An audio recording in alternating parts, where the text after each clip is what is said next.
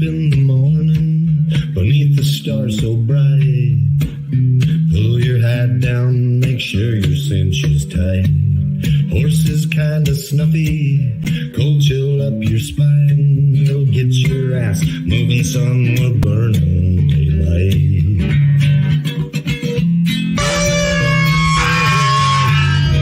Howdy there, I'm Matt McKinley and we're burning daylight.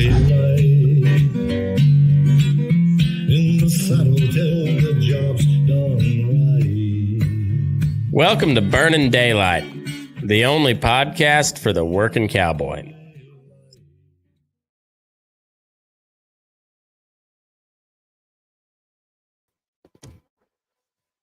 Well, howdy there, daylight burners. Happy Wednesday. Hope the week is treating you all right. Been hot. Yeah, it's just been hot. It's all right though. Life keeps plugging right along, and Aaron is out of town. He is doing gay shit in Michigan. Gay shit in Michigan. I'm pitching him on the idea that should be his own spinoff podcast for later in life. And it'll be called Gay Shit in Michigan with Aaron Ellis. So if you'd be interested in that sort of situation, listening to it, being about it, let him know. And if not, then act like this didn't ever happen. Anyways, that you're better off just disregarding anything you hear there.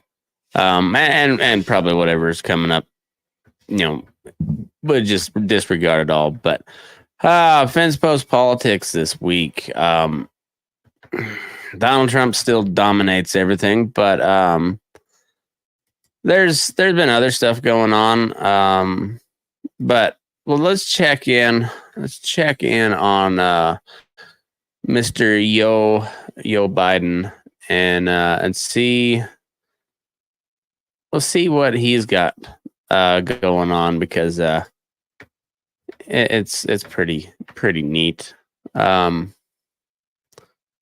So he's at a something rally. I don't know. I don't know where he's speaking at. And but for those brave right-wing Americans who say it's all about keeping America's independent and safe, if you want to fight against the country, you need an F-15. You need something a little more than a gun. And for those brave... So I don't know if... I don't know exactly if that means that Joe Biden is threatening to attack us with F-15s, or is this a Dark Brandon move? If you haven't heard of Dark Brandon, well, get ready. Is it a Dark Brandon move where he is endorsing civilian fighter jet ownership? Because I'm okay with that. Like, really okay with that. And so, anyway, this could be a new Dark Brandon. So I'm sure you all are well aware of the whole Let's Go Brandon thing and the origins and whatnot. And this is an attempt by the lefties to idolize a just senile old man, and it's quite funny. So they've been taking Biden pictures, and giving him the meme eyes, the laser eyes, anytime he does anything that so like they passed some legislation that's gonna spend a bunch of money that well, don't worry, the Republicans would have spent that money too. They would have just not done it as quickly, maybe, and they would have done it for maybe some better causes, but probably not. That it probably was going to happen one way or the other, but anyway, they spend a bunch of money on this, reduction. Was it the Inflation Reduction Act? And so that was a win for his agenda because they haven't done shit really. It's been bad, not been a good first couple of years for old Uncle Joe, and so they took the opportunity to try and capitalize on this let's go Brandon stuff and like flip it on its head. And I gotta say, it's not a bad idea. Look at the guy. He's we've played plenty of clips. We've played the bicycle fall over and over again, and it's just kind of sad at this point. And this speech here, I mean, he didn't stumble too awful much, but I don't know how long this speech was and how much cocaine was in his system. So, or Adderall, I don't know. Whatever they're doping him up with, keep it up, I guess, because because I want those fighter jets. So I'm calling for universal fighter jets for all Americans. Let's not send all the equipment to Ukraine. Let's give fighter jets to all Americans. And it'll probably be about a wash in as far as cost goes in the long run. So maybe they'll have like Costco, like Costco fighter jets. Like that'd be kind of cool. Costco makes pretty good shit for the most part. So like a Kirkland signature fighter jet, that'd be rad. I'd fly it. I mean, I'd probably crash it. I don't know if I could actually get it off the ground or even moving forward or backwards or anywhere for that matter. But I'd try to. Definitely would. Kirkland's signature fighter jet. That's what I want to see. So if there was any doubt that the current regime does not like Trump supporters, should be pretty obvious by now. But like, it's just another case where this is a second time I believe that Joe Biden has made reference to fighter jets when he's been talking about right wingers that don't particularly like him and gun advocates, Second Amendment advocates. So that's neat. It's yeah. God bless America, boy. But in other news, Donald Trump is still at the top of the headlines, as I said. And he has been active on the Truth socials. Yeah. So he let me see if I can. So he this screenshot that I'm going to put up here is it is one of his recent tirades. So he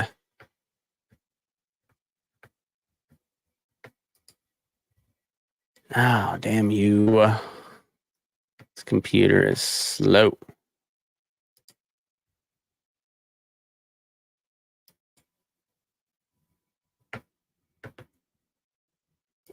I'm almost there. I promise. Okay. Now we got it.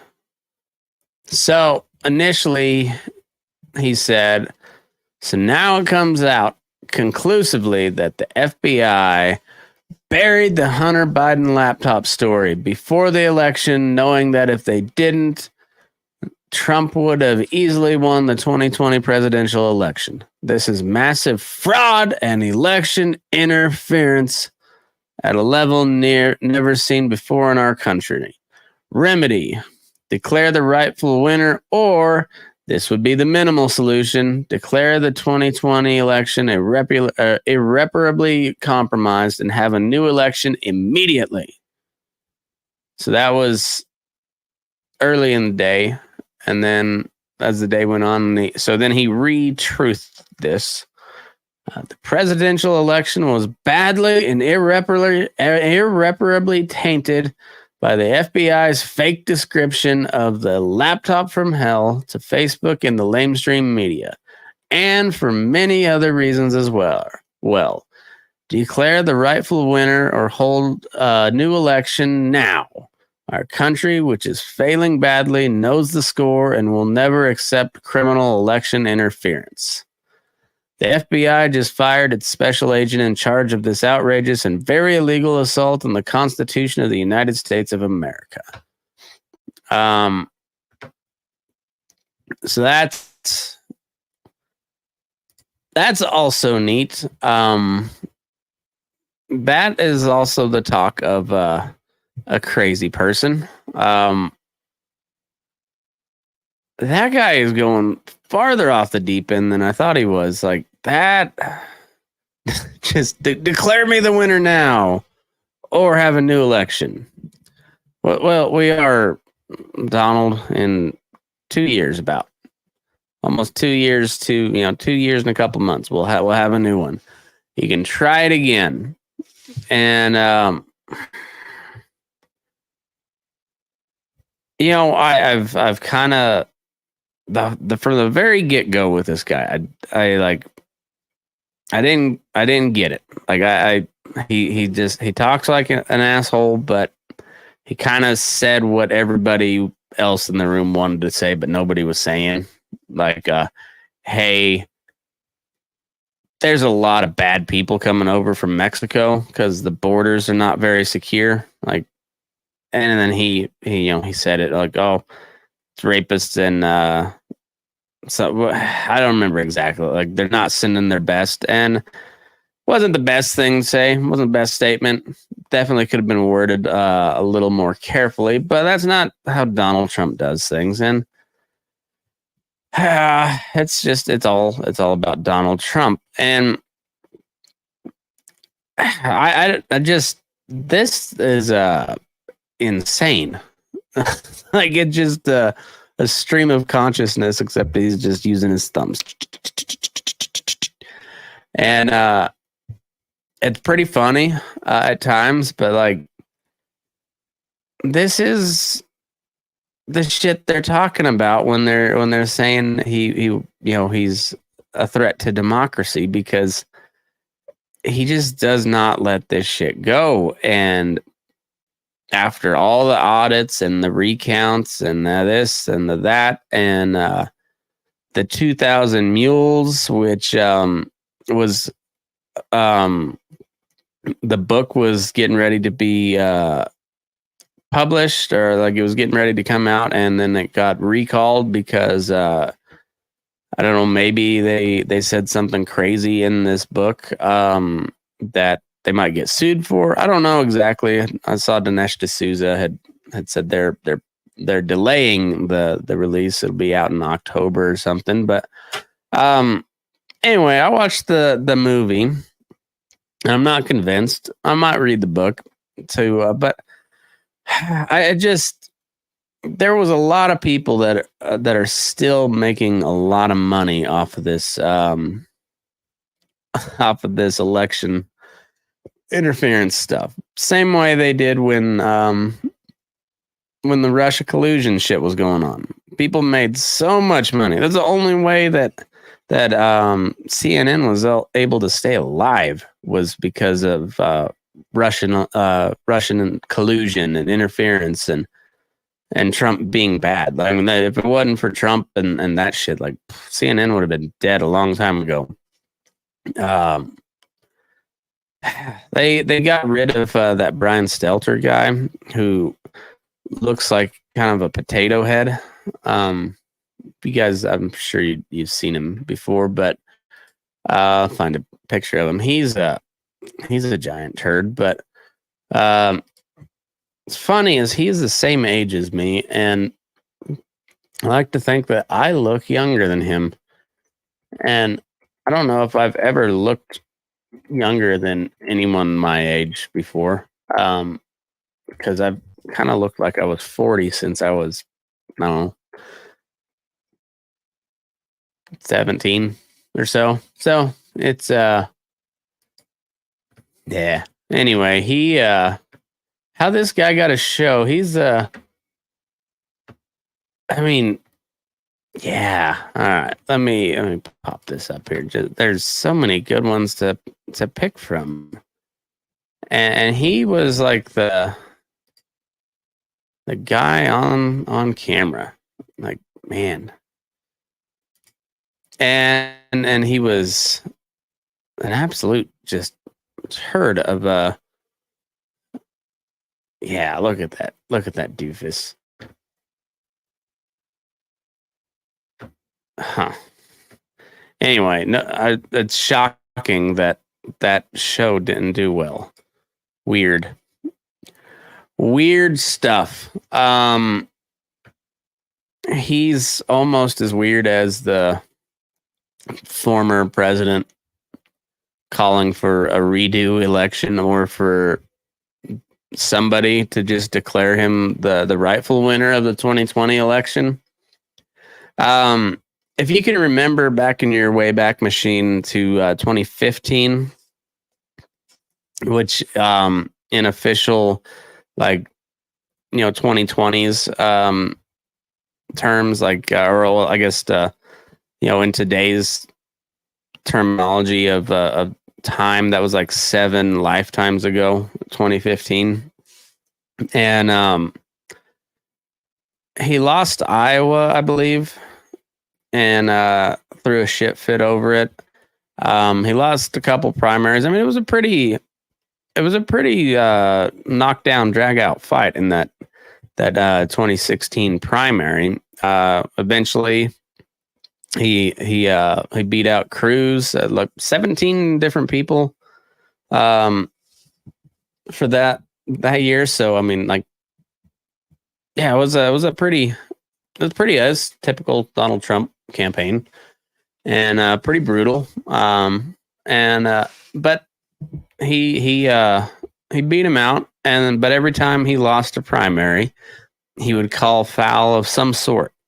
And then when he won, it was like the most perfect election ever. Kind of like the Democrats did with the 2020 election. Most safest and secure election ever, but the presidential election right before that was just hacked by Putin and the Russians, and Donald Trump helped them because he's a Russian puppet. One election cycle, and they both flipped on their heads, both sides, Trump and the Democratic Party.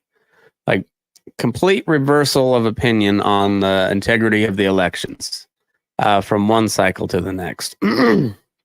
So I don't view of any of these people as acting in good faith, Donald Trump included. Like, it's just, my word, that dude just will not let shit go. And I understand being pissed about the deal, but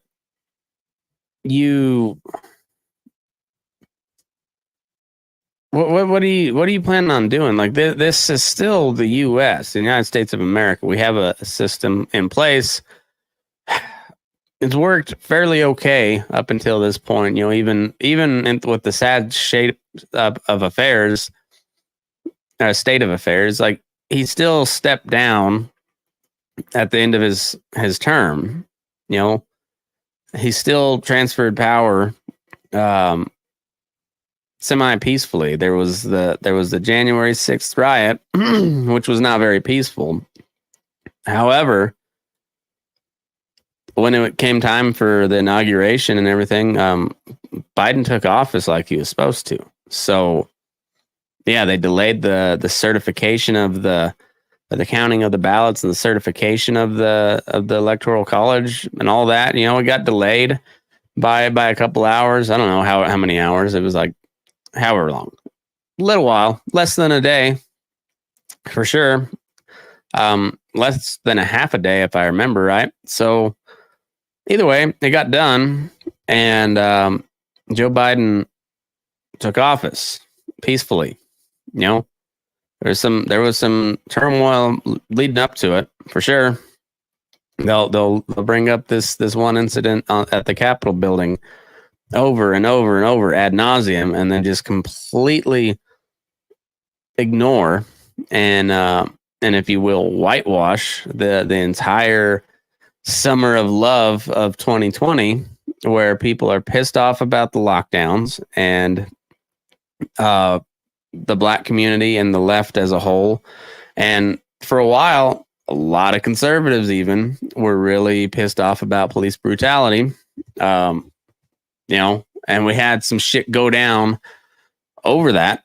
And regardless of whether you thought the guy was guilty of second-degree murder, was still pretty clearly guilty of some form of police brutality.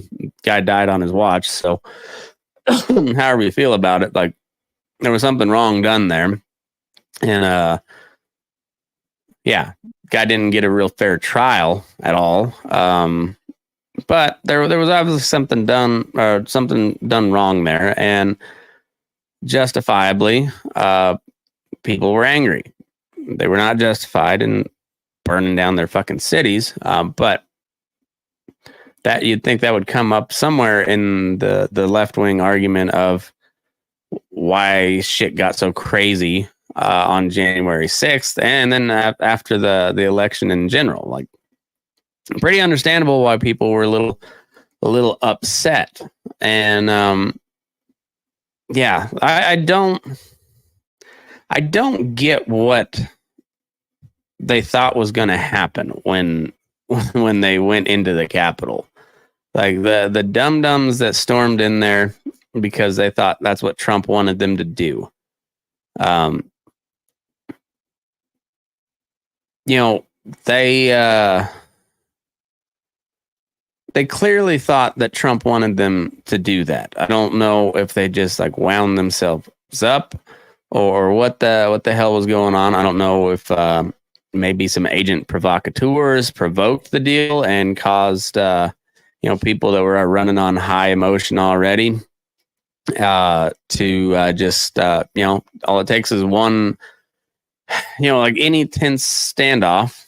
It only takes like one jackass to set it all off. And was that just some jackass, or was it somebody who was placed there to be cleverly disguised jackass and pop shit off? We know that shit has happened. You could watch footage of all the riots that happened, whether it was Kenosha or Minneapolis or Portland, Seattle, where they were burning buildings, LA, Chicago, New York, all that shit.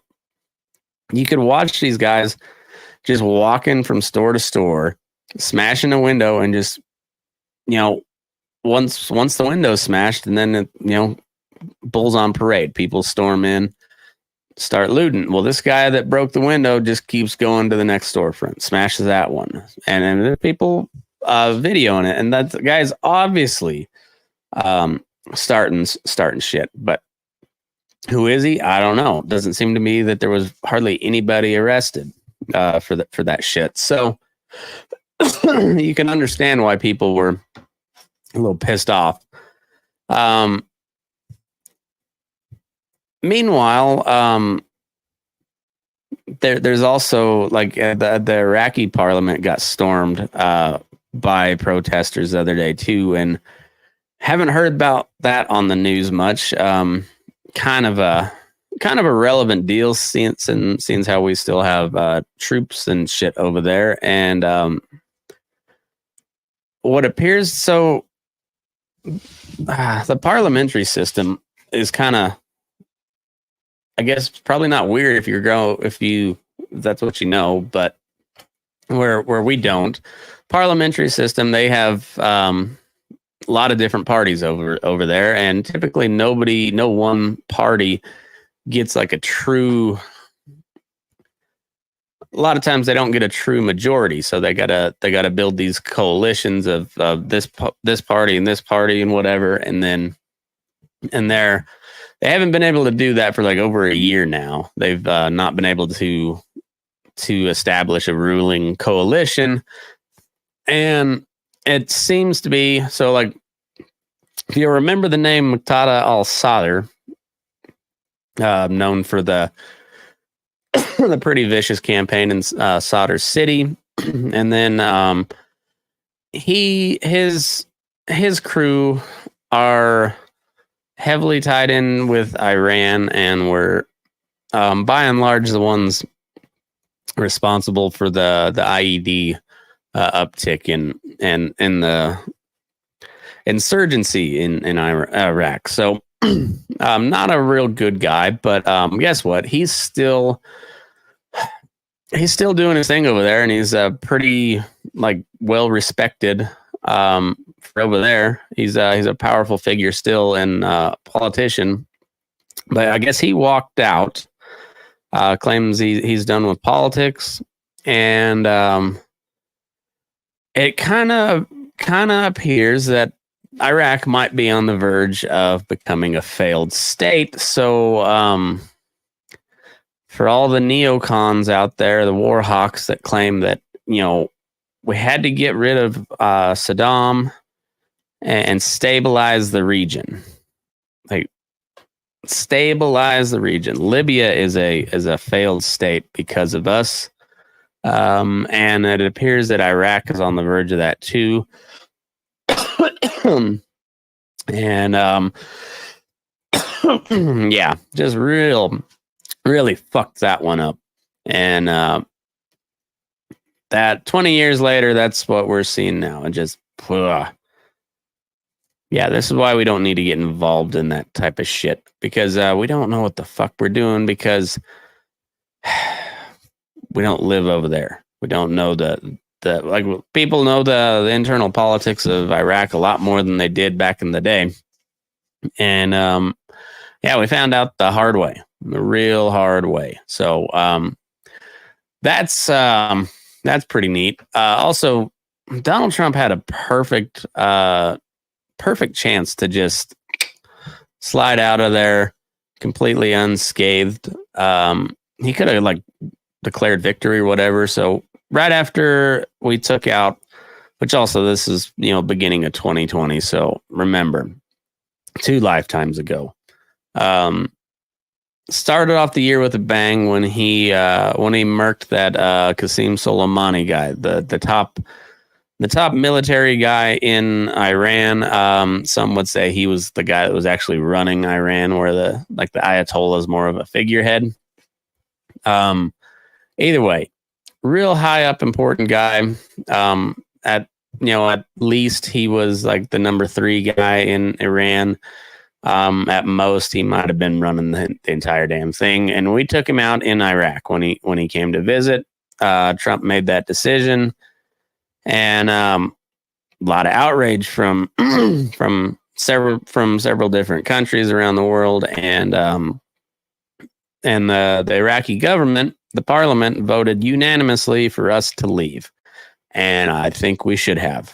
It was a good enough opportunity. They would call their bluff, and there wasn't a bluff, I don't think.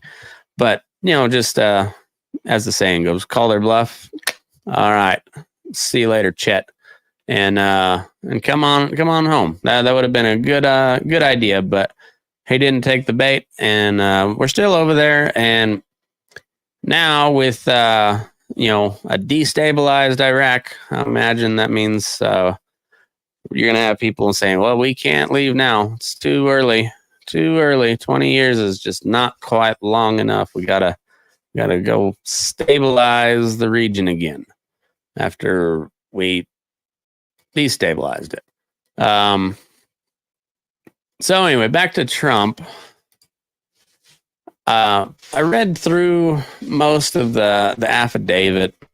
A lot of it's redacted, so you don't know what the fuck was in there. You don't know who was providing the information, and we don't know what the documents were, and we probably won't. So media organizations filed for unsealing of the affidavit. Trump called for it, but his people never really made any motion. They didn't make a motion to object to it, but they also didn't file a motion asking for the unsealing. That was actually a bunch of news organizations that did that. So as much as you may hate the Washington Post and New York Times and CNN and MSNBC and all of them, they all signed on to this motion to have it unsealed. We got some of it anyway, so better than nothing, I guess, kind of.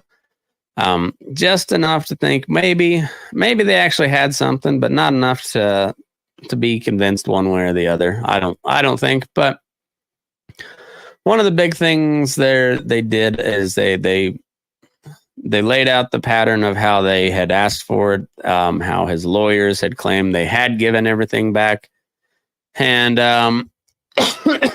they've got a pretty decent timeline. Kind of laid out there. So they did their homework there. They kind of covered their bases. And but the DOJ opposed the release because they said it would jeopardize their case and potential cooperating witnesses and all that. And of course, Trump has went from one defense. He's kind of just thrown everything at the wall to see what was going to stick. Like he brought up the idea that they planted evidence. Then he claimed, they took my passports, and they said, we didn't take your passports. And then he said, here's the letter we got from the DOJ that says you did. And they're like, oh yeah, but we gave them back now. So, and then Trump filed a motion to have a special master oversee the filter process. Which this deal it's just a real, it's funny how nobody is really bringing up this filter team issue. It's like, all right, so they come in with a really broad search warrant, take a whole bunch of stuff, and then they have a team. It's a separate team though, but they're still FBI or DOJ, or who I guess it'd be DOJ.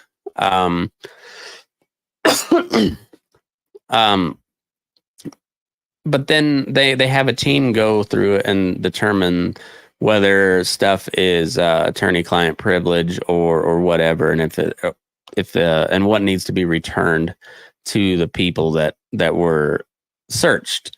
And seems like that is slightly a problem, particularly with a broad search warrant, because they could take just about anything, including your damn passports, which led a lot of people to believe that maybe Donald Trump was considered a flight risk. So they took his passport so he couldn't leave the country. And however, even though they took that wasn't on the inventory list that they gave of what they took.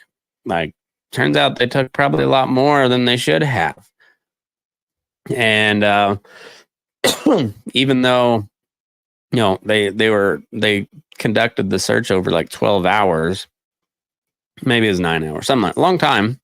It was an all day deal, and they still took way more than they were authorized to, which seems like maybe that should invalidate the search. Like if it wasn't done, like, warrants are supposed to be real specific. You can look for this in this location, and you can look for these things in these locations, and that's it.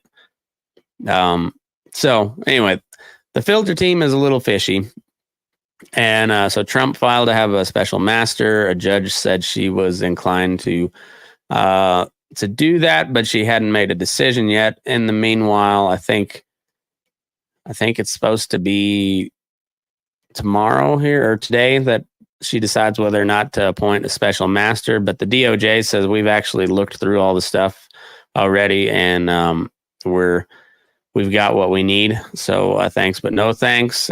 But also that's not their call. They can't make that decision, allegedly. So we'll see what they say. But they also have they're using this timeline and kind of all the bickering and the back and forth and the maybe not full truths from the Trump team, and they're going to make a case for obstruction of justice, which obstruction of justice is what the only thing that Robert Mueller found at all was that there was like possible obstruction of justice, meaning they spent 3 years investigating that guy, and the only thing they came up with was like he tried to pressure, he essentially tried to get the investigation into him shut down.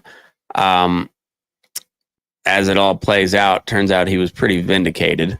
But they threw everything at the wall, and the only thing they thought maybe they could get stick was obstruction of justice. So that one was kind of a farce.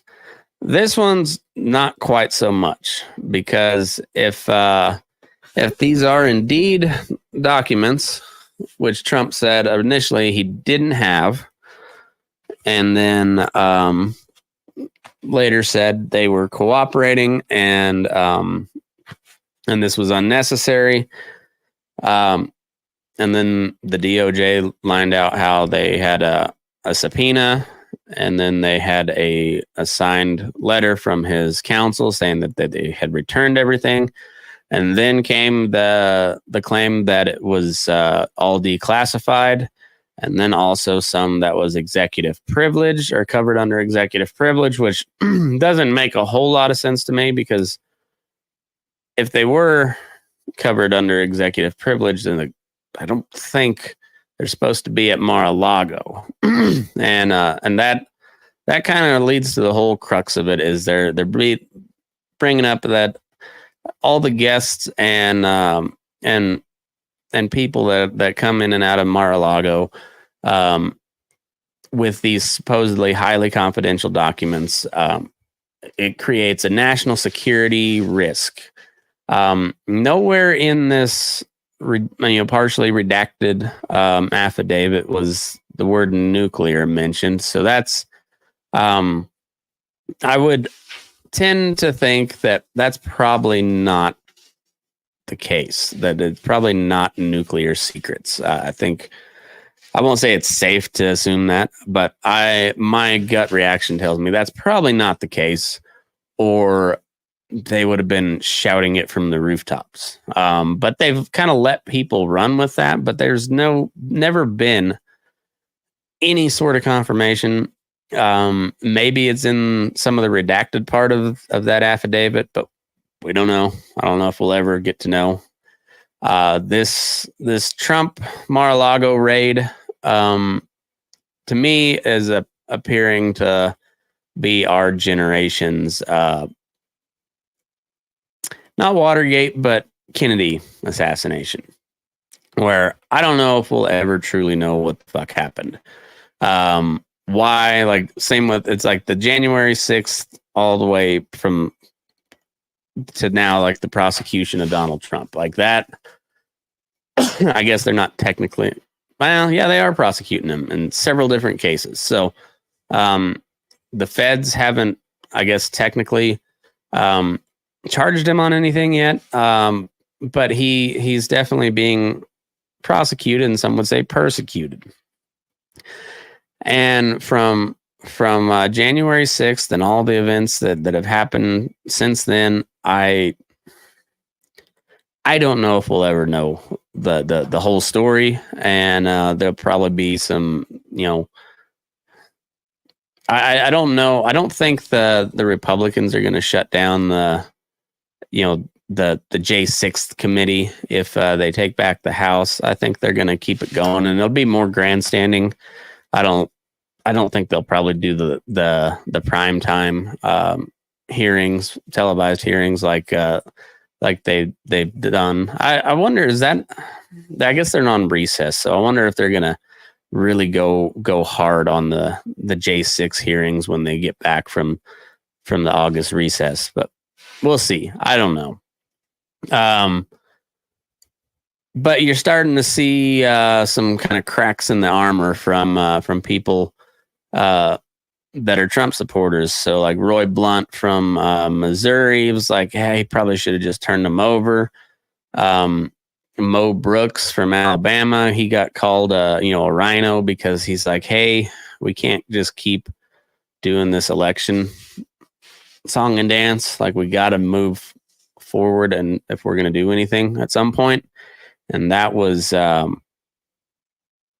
think Trump said he went woke after that. So I mean, that's neat.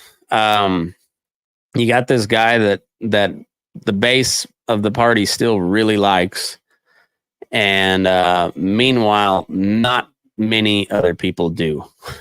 And he's really not helping his cause by just really glomming onto this election stuff. And for I guess for what it's worth, he may prove to be right in the long run.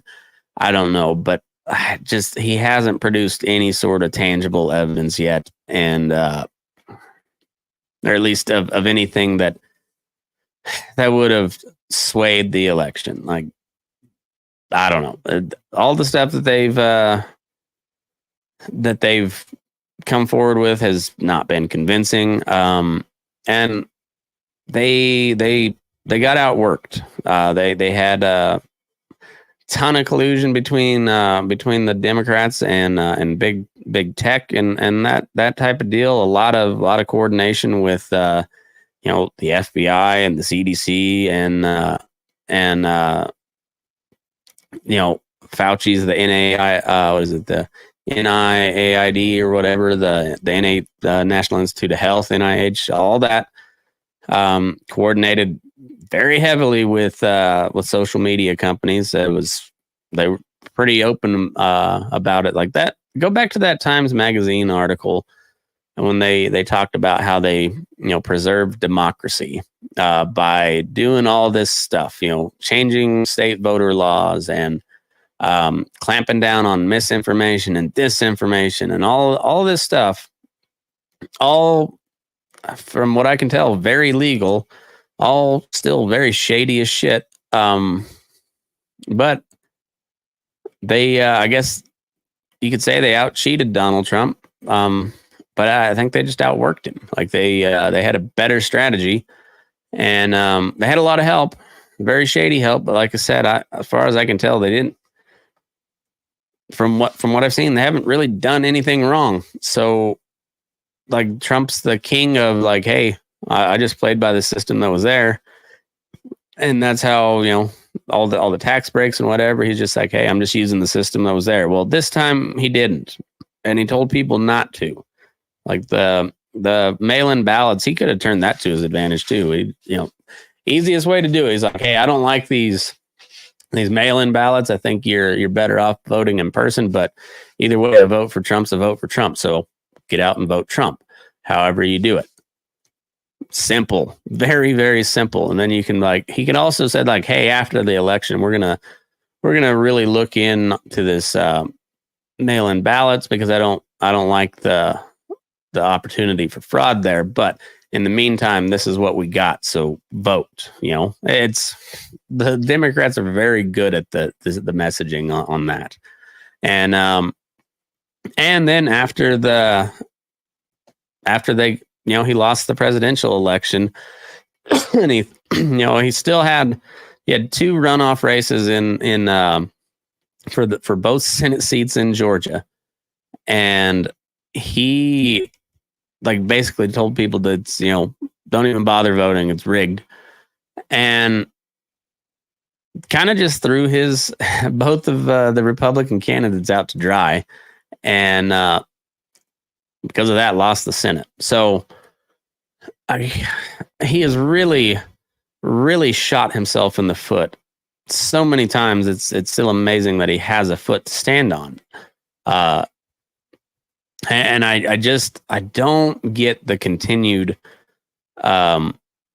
just like cult of personality behind the guy. I get that he did some good stuff, but man, like, what have you done for me lately? Like, besides just stir the pot. You've not done anything really to I don't know. Like he's played kingmaker and he's done a decent job of it. Like his candidates, I don't know, like Herschel Walker. The guy's kind of an idiot. He's probably going to win. But do you want Herschel Walker in the Senate? I mean, I don't know. I guess Dr. Oz. I don't really know much about Dr. Oz. I know I just know the name. I don't know much about him. So, but he's got some crazy fucking candidates that he endorsed, but he just has not made it easy for the Republicans to set themselves apart from the Democrats in any meaningful way, except for, Trump. Like it is 100% dominated by Trump. And like, I don't see that changing anytime soon. So like that's where we're at. And I don't know. At some point, I don't know. It'll be interesting to see. I truly think they're probably going to indict the guy. Like they have gone. They've done everything. They impeached him twice. The FBI was weaponized to spy on him since before he even took office, when he was still just the president-elect. So if you keep that in the back of your mind and know that a lot of those people are still at the FBI,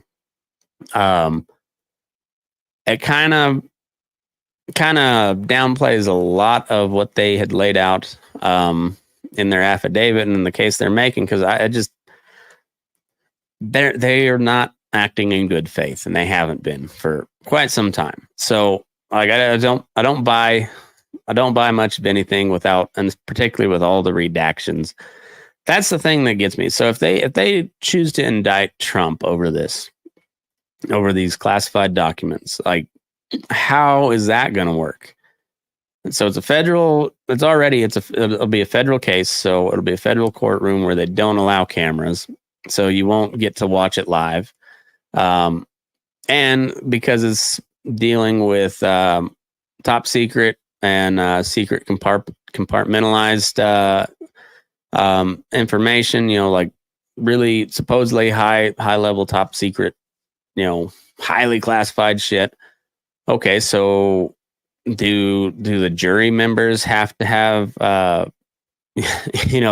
security clearance before they can see the evidence, or are they just going to like show a page that's like completely redacted and like, we found this at Mar-a-Lago, and the jury's like, oh shit, the whole thing's redacted. It must be really, really secret shit. Is that how it's going to happen? Or are they actually going to have to produce the evidence? I mean, you'd think they'd have to at some point, but like, they're going to try to keep it from the public using the classified, national security, national defense information excuse. And so essentially, the way I see it is they are trying to convict the president for mishandling of documents that are too sensitive for the public to be able to see. So but trust us. Just trust us, do like the Clinton deal. That was what I was trying to do with my thumb. Like, trust me, he had him. And yeah, I hate to say it. I'm not wishing it at all, but it sure seems like this is headed for violence, and it's not good. Not good at all. Other than that, there was some. This A+ Act that is being discussed. I don't know how far along on the progress it is before actually becoming law. But anyway, Jen Hill did a really good synopsis of it on my website on the Uncommon Sense blog. So burning-daylight.com. Go read that. It was last week. She did a synopsis on it. But essentially, it would allow sale barn owners to purchase or invest in like small regional type packing plants. And so what they did was they capped it at 2,000 head capacity plant, like so 2,000 head a day. So big enough to where it's not a, it's a good size plant, but not big enough to where it's gonna, really incentivize these big four packers. But I don't know. I can still see a scenario in which these packers go ahead and just start buying sale barns, and I could see it happening. But I'm gonna lean on the side of the deregulation part of it and allowing these sale barn owners to help invest. So can you imagine that'd be really a cool deal where you could get, say, 5-6 of these sale barns to go in together on a regional plant, and that's a good thing. That's a good thing for competition. Is awesome thing for the market. And the more packing plants that we have, like the better off we are as a country. We found that out over COVID. Like the supply chain is pretty damn fragile, and it kind of needs to be shored up, meaning like we've got to have more shit made here domestically. And also we found out that the food supply chain is also pretty fragile too, and it's way too concentrated. Way too many choke points, and so if it doesn't run efficiently, shit can go downhill pretty quick. So I say, with the caveat that I could still see a scenario somehow where these packers manage to just kind of bully their way through and buy out, a bunch of these sale barns, and they've got the money to just go ahead and spring for a new 2,000 head kill plant. And so I would say we'd have to remain vigilant and make sure that they don't abuse this new system. But I hope, it seems like a good idea. I don't know what the landscape looks like as far as getting actually voted on. But I think it's a good step, and I'll throw my support behind it. So I will send a message to my representatives and let them know that they should vote on it and vote in favor of it. And I think y'all should do the same thing. It seems to be like a pretty decent idea. Anyways, that's I think it's called the A+ Act. So get a hold of your state representatives, your senators, and let them know that you're in support of this, and they should be too, as your elected representative.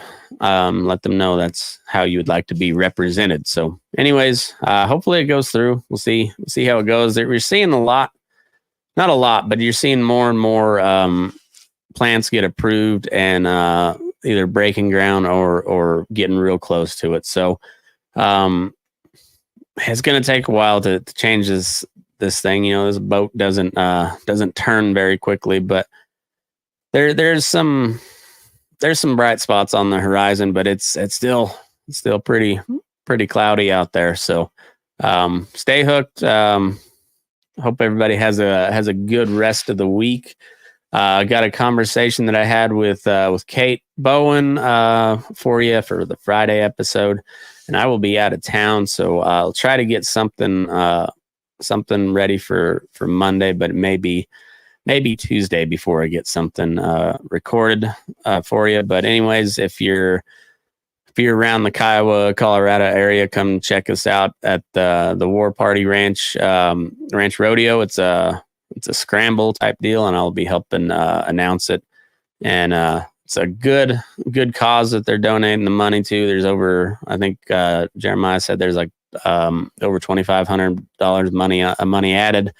And they've got, the War Party Ranch, which, last time Jeremiah was on, he talked about where they've got this basically a cowboy course for battered women, and they teach them a skill, and they help them get placed in ranch jobs, be able to showcase their new skills that they learn through the War Party Ranch, and they've got their own all female team in the event as well. So it'd be a pretty cool deal. I'm glad to be a part of it. Glad I could help. And yeah, so if you're in the area, come check it out. It'd be good. They got a food truck and whatnot, and they got some entertainment lined up afterwards. And I'll be around telling stories, telling jokes, and shaking hands. I don't have any duties on my plate after the rodeo is over, so I'll just be hanging out. So anyway, come say hi and whatnot, and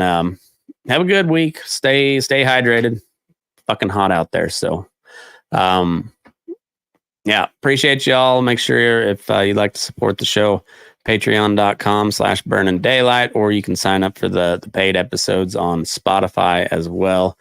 By the way, Spotify pays me more if you listen to my ads on Spotify. So, it also video podcasts over there, so you'll be able to watch it if you want. It's a good app. Spotify, it seems like they're doing shit the right way, and I like their setup over there. So anyway, if you don't mind, listen to it over there because I get paid more and I can do more cool stuff.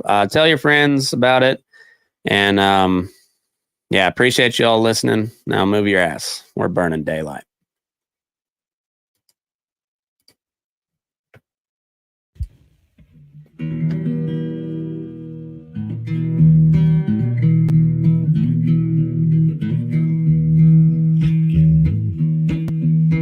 Your eyes up in the morning beneath the stars so bright. Pull your hat down, make sure your cinch is tight. Horse is kinda snuffy, cold chill up your spine. We'll get your ass moving, son, we're burning daylight. Burning daylight. Burning daylight. In the saddle till the job's done right. Burning daylight. Well, life is just a gather, and you won't catch 'em all. But when you ride through the gate, make sure you sit up tall.